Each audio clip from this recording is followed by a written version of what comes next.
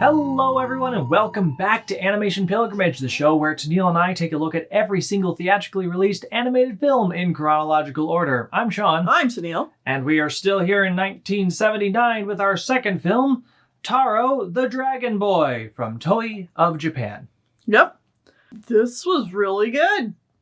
Yeah, I would say this is a pretty good film. Yeah. Definitely better than I was expecting. I mean, Toei films, I never know what to expect. Could be garbage, could be great. Like, there's such a wide range of quality when it comes to Toei animation films. Mm-hmm. But this one is based on a Japanese folklore, so some of you might be familiar with this story. But Sean, why don't you go ahead and give us a summary? Okay, we're gonna go do the summary now. So, Taro is a boy, and he was supposedly born from a dragon or something. He lives in a very poor family. Poor village. Yeah. With his grandma. Who works all day. They just eat bad grain that they try to grow on the mountainside. It doesn't work very well for him. Right. His grandma's working all day and Taro sleeps all day and eats a lot of food. Mm-hmm. But he's also supernaturally strong for a small child. I mean, he is a dragon boy. Yeah. He does, in fact, have some supernatural elements to him. Yes. One day out in the woods, he's sumo wrestling the wild animals. Mm-hmm. And including a bear. Including a bear. And a Tengu sees him and is like, that seems like fun. Let's wrestle. And so they do. And he's like, cool, you're a good kid. So I'm going to grant you even more strength. But you can only use this strength to help other people. You cannot use it for selfish reasons. Yeah. Which kind of instills the idea of he's a good kid to help people. When he goes home, he finally finds out what's up with his mom. Because his mom was a dragon. Yeah, he asks his grandma about his mom. Mm-hmm. And it turns out his mom turned into a dragon for some reason. Doesn't know why. We'll get to it. Uh-huh. And so the grandma was forced to take care of Taro. And he was given some sort of orb that he drank as a nutrients for the first couple months of his life. And he grew up fast. He grew up really fast. And the second one, he drank the first orb. And then it was gone, so the grandma went back to Dragon Mom, who lives in the local lake. He's like, I need another one. And so she gives him the other one, and it turns out that the orbs are her eyes. Yep. Mom has fed her child her eyes. This seems as like sustenance. That seems accurate for a weird old folklore story. Oh yeah, absolutely. But hey, it lets him grow up big and strong and stuff. So, but after she gives her second eye, she can't stay in that lake anymore. For folklore reasons. So she leaves and goes to a lake far to the north or something. Yeah. So Taro, in the present day, is like, all right, I gotta go find my mom because I want to find my mom. So he leaves, and along the way, he does various good tasks for people using his strength. He meets a girl who plays a flute. And he saves her from a big old Oni, or demon, as they call him in this one. Yeah. He beats that guy up, he turns to stone. He takes a smaller demon that plays a drum and throws him on a cloud, which is what he wanted. So he can now, summon rain and stuff, because that's what some rain demons do. Yeah, sure. Sure, okay.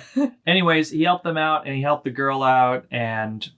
the big demon was also clogging up the local lake, so he pushes the rock out of the way and it frees the water, and the local farmers can grow rice again, which is a new phenomenon that Taro has never experienced before, and he's like, this stuff is great. Yeah, the rice is wonderful. I actually feel full. Mm-hmm. And I should take this back to my village, and this would be great for them and stuff, but they can't grow it on the mountainside. I'll get back to that. So he continues on, and he finds an old lady who has innumerable numbers of rice fields that she can't take care of by herself. But all of her workers have unionized. Well, they left and her. Revolted. Yeah. So Taro works all of her fields for her for a summer. Yep. And then when harvest comes around, or the thing is, the reason he's staying is because supposedly there's a dragon that only comes out at harvest in the lake. Right. So she agrees to give him shelter if he does this until next harvest. Yes. So next harvest comes along and it's actually just a white snake. And the white snake's like, oh yeah, that lady's a liar. Mm-hmm. She kicked all of her workers out because she wasn't willing to share any of her rice. Profits or rice with the people that actually did the work. So Taro's like, oh, you tricked me. Well, I'm taking it. And he's like, I'm leaving and I'm taking it. Somehow it comes out, she's like, you can take whatever rice you can carry. Yeah. And he's like, well, all right. And he takes all of the rice because he's incredibly strong. Yeah. And he takes it and he goes from poor village to poor village and gives them a huge portion of the rice and teaches them how to use the rice and cook it and stuff. Mm-hmm. And how to make their own. Yes. And so he's just doing good stuff as he goes. Mm-hmm. Eventually, he makes it up into the mountains and he finds the lake where his mother actually is. The girl has come back again.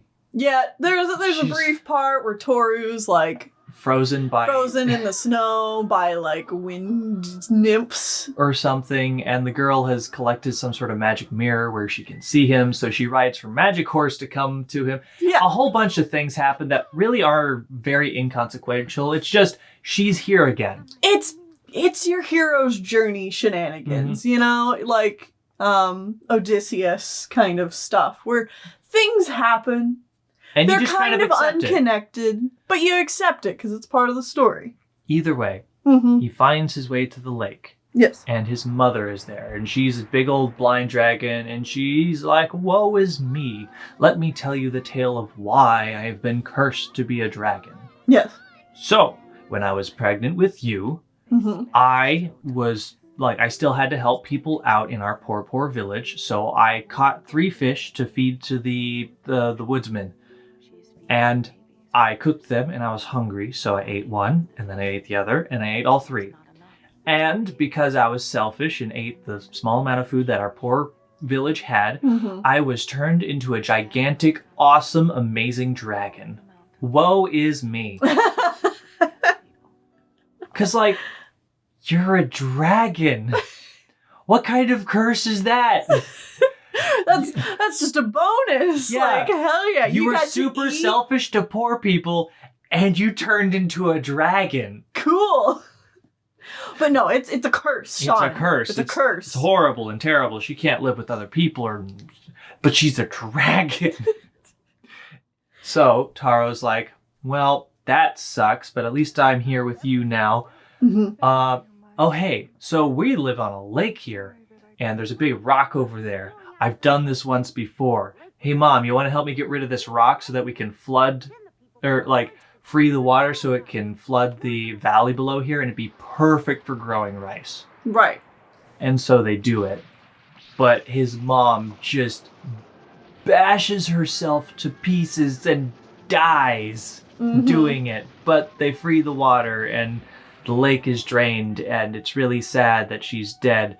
But because she actually did something not selfish, she is reverted back to a human and she's fine. Yep. She's alive again. And the movie ends presumably with the village that they come from moving down to that valley and growing rice forever. Yeah. It's kind of implied. It doesn't actually show us that part, but that's the implication of what's going on there. They all lived happily ever after. The end. So, moral of the story, be selfish. No. And get turned into an awesome dragon. Profit. Yeah, because like the dragon can breathe underwater, it can fly. Okay, Sean. It's super strong. You're a dragon. Yeah, but she did have to give up her eyeballs so that her baby could survive. Well, obviously you just don't have any kids.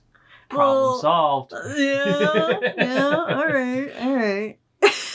But no, it's a good story. It's a good story. The actual moral is help people. Yeah.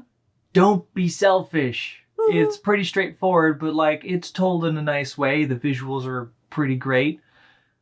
It's a good moral for even today's standards because it's like we're all poor and we need to help each other. Yeah. I just have written down that it's one of Toei's better films to date. This was very charming and wholesome and beautiful to look at as well. Mm-hmm. It's also got a simple but very clean story all the way through. It's a basic hero's journey. However, I will give one warning before you watch this film, because this might, squeak some people out. There's a not zero amount of child nudity in this movie for no good reason. Right. I mean, the reason is Japan's laws are different than Japanese ours. nudity laws are different. You can show naked children up to a certain age. Yeah. And then you're not allowed to show them again. Yeah. But there's just a lot of times Taro is like walking upside down and he doesn't have like pants or anything because that's on. the style of the day in Yeah. ancient Japan. So you definitely see him nude a lot at the beginning. I mean, not a lot, but it's just a couple of times. It's a few times, and it's like, that's awkward. Yeah. So just something to keep in mind before watching this one. Other than that, it's very like family friendly and wholesome. Mm-hmm. I mean, technically, you see his mom naked at the end too, but like that doesn't really matter either. Well, and she's not really like shown. Well, she is. Oh, I guess. I mean, like you get full upper torso nudity on her. Yeah, I guess, but that's just boobs. Like, who cares? Yeah, it's boobs. But still, it is still just a thing to keep in mind.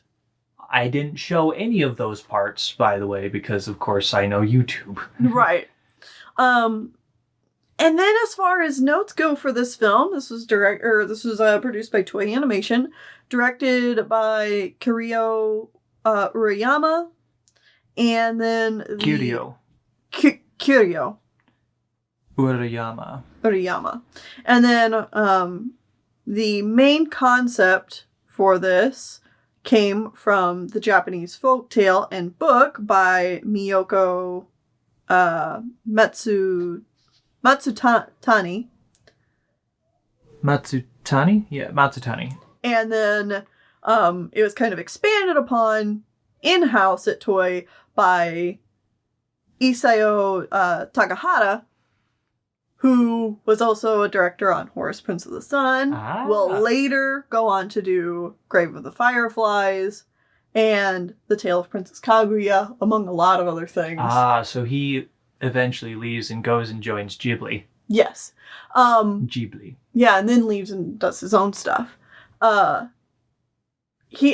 far as I could tell, he's not like a big directing force on this. He was just kind of like the main concept person, probably concept artist. Okay. And like did the rough draft, but he didn't even do like the screenplay, for this film. But that's really all that there is to say about the production history on this one. There's not a whole lot of info, which is too bad because it's a neat film and just not a lot to know about it. Yeah, I think it's definitely worth checking out. It's a little hidden gem that I think not most people have seen. And it very much has that, it's one of these Toei films that has that more Ghibli feel. Yes. Even though Miyazaki himself did not work on this movie. No.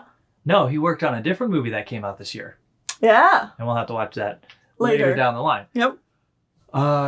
Either way, I think that's going to be it for this review. Mm-hmm. So short and sweet, just like the movie. Yeah.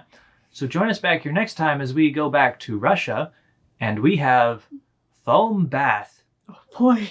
Let's see what that has for us. See the wind